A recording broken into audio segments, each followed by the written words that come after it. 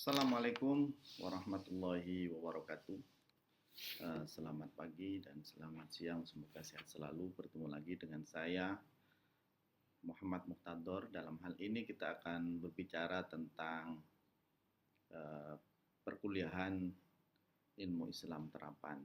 Kita akan berbicara terkait dengan pengertian prinsip dalam paradigma ilmu Islam terapan sebagai salah satu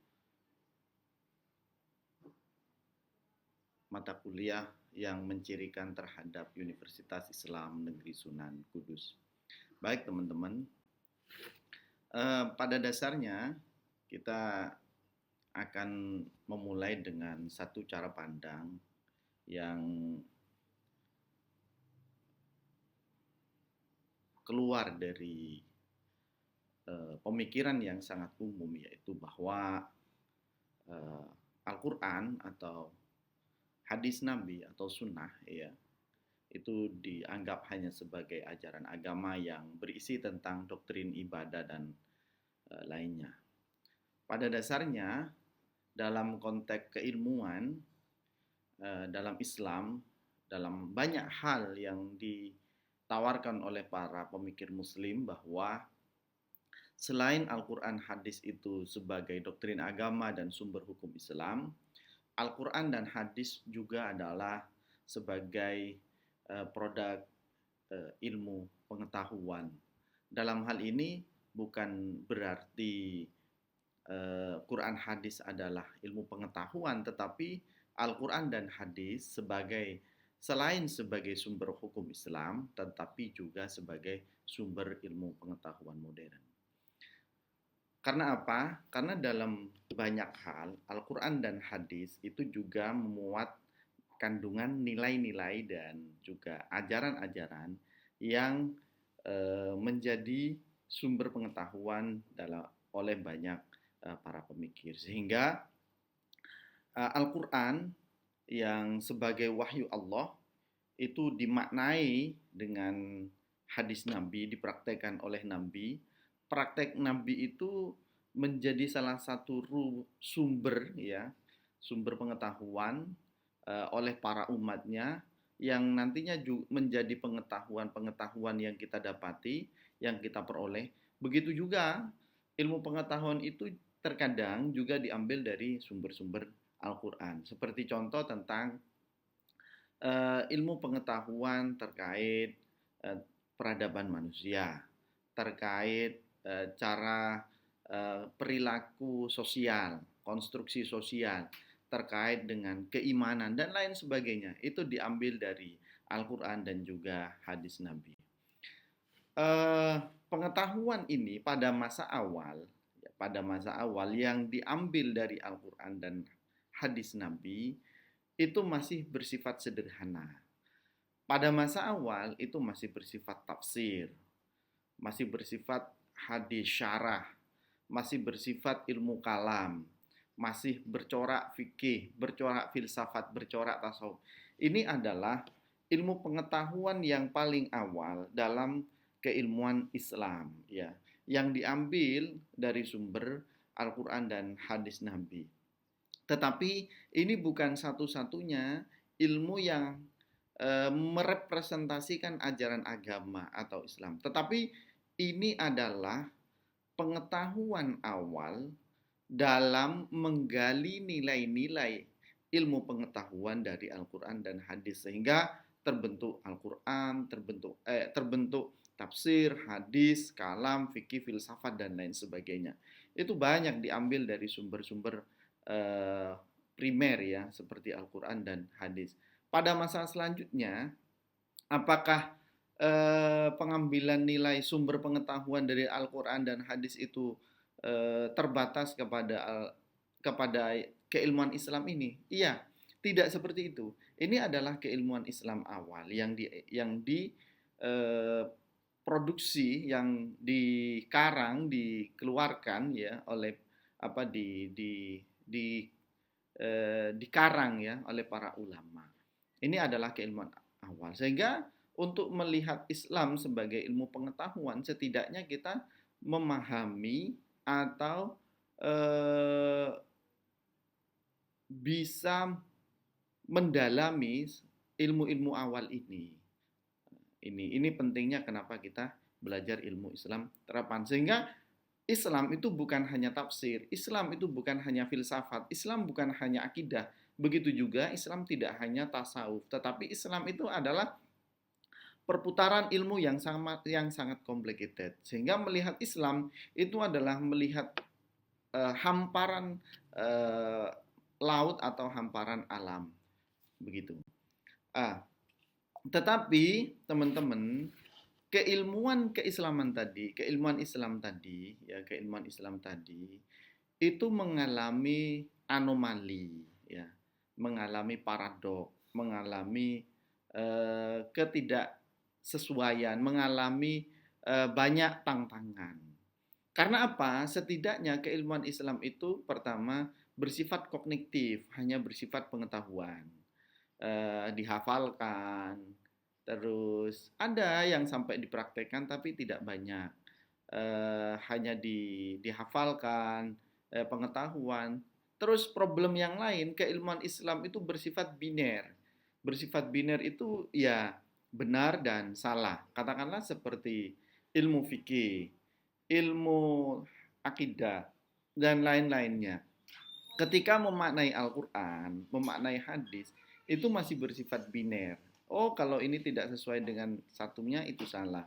Kalau ini tidak merepresentasikan golongan satunya, itu salah.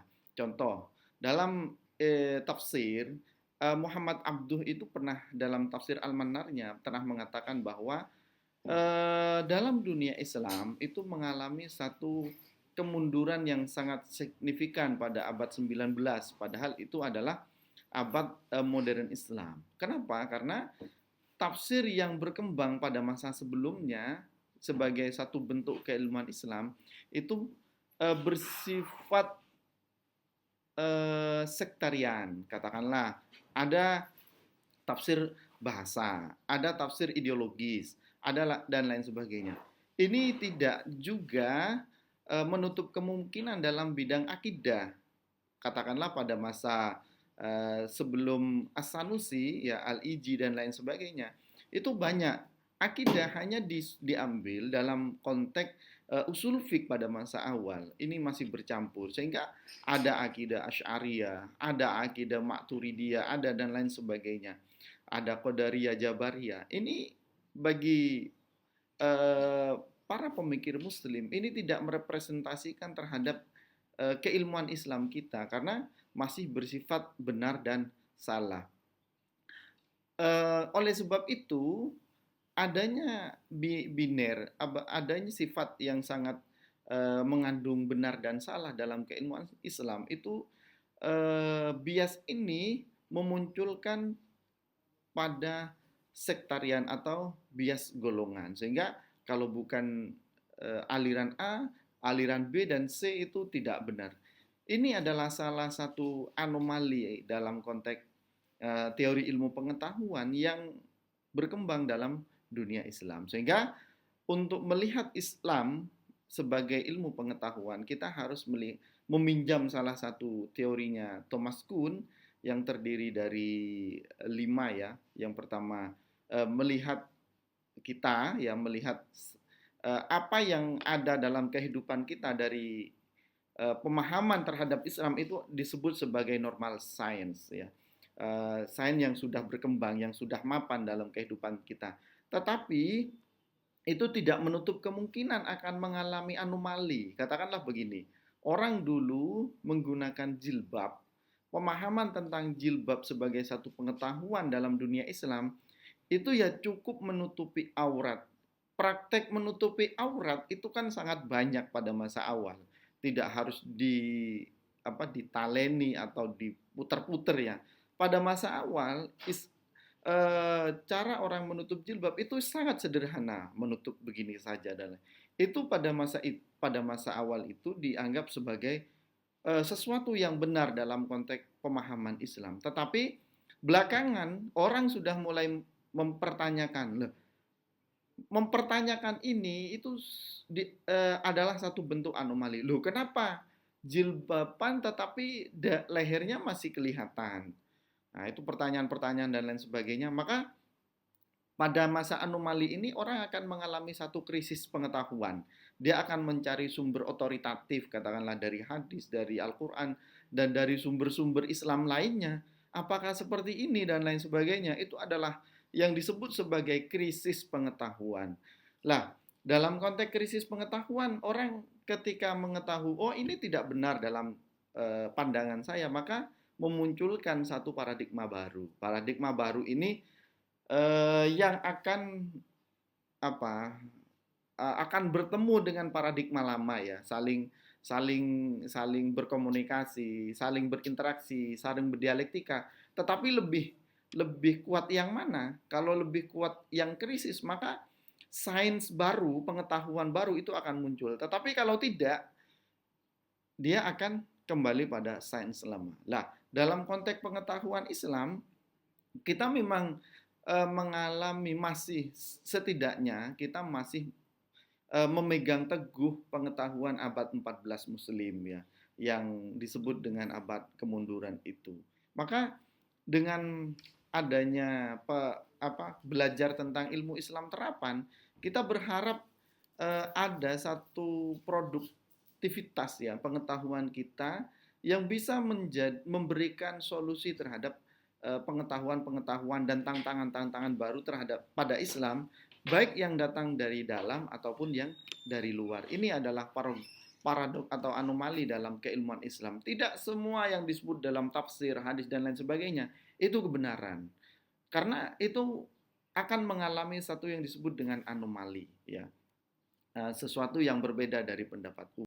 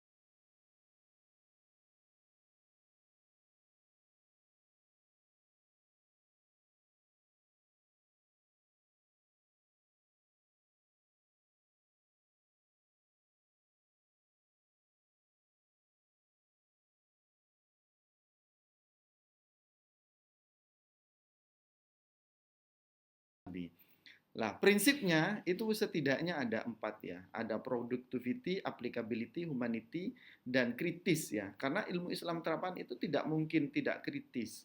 Ya. Productivity itu apa? Produktivitas keagamaan kita itu mengalami tidak stagnan, tetapi mengalami kemajuan, baik dalam konteks perilaku ataupun dalam konteks pengetahuan. Applicability itu penerapan Islam dalam kehidupan sehari-hari yang akhirnya memandang atau berlandaskan nilai kemanusiaan sebagai nilai tertinggi, bukan nilai Tuhan, tetapi nilai kemanusiaan.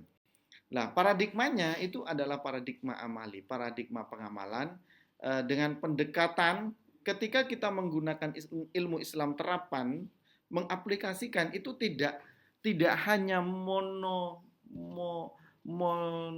sains ya atau satu ilmuwan yang digunakan, tetapi harus menggunakan ragam pendekatan. Katakanlah ketika kita melihat ada ayat begini, ada hadis Nabi innamal mu'minun ikhwatun, bahwa sesungguhnya orang mukmin itu adalah bersaudara. Apa yang disebut dengan persaudaraan dalam konteks bahasa, dalam konteks sosial, dalam konteks politis, itu harus dilihat dalam banyak ragam pendekatan. Tidak hanya satu pendekatan fikih atau pendekatan tauhid.